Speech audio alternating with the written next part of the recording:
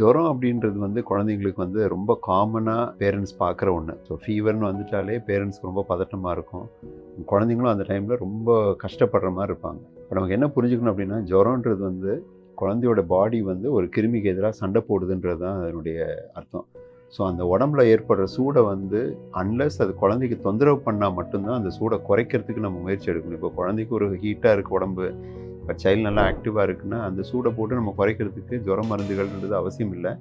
ஜுர மருந்துகள் ஜென்ரலாகவே ரொம்ப சேஃபான மருந்துகள் கிடையாது. அண்ட் பதட்டத்தில் சில டைம் பேரண்ட்ஸ் வந்து 2-3 ஹவர்ஸ்லேயே கூட ஜுர மருந்து ரிப்பீட் பண்ணுற மாதிரி இருக்கும். அந்த மாதிரி பண்ணும்போது சில டைம் மருந்துனால சைடு எஃபெக்ட்ஸ் வர்றதுக்கான வாய்ப்புகள் இருக்குது.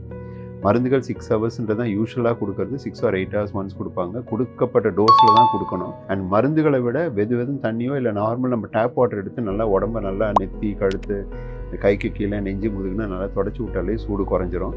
குறையாத பட்சத்தில் டாக்டர்கிட்ட போய் கவனிக்கணும். குழந்தை ரொம்ப சோர்வாக இருக்குது, இன்டேக்கே எடுத்துக்கல, படுத்துக்கிட்டே இருக்க மாதிரி இருக்குதுன்னா அப்போனா நம்ம போய் குழந்தைய போய் நம்ம டாக்டர்கிட்ட காமிக்கணும்.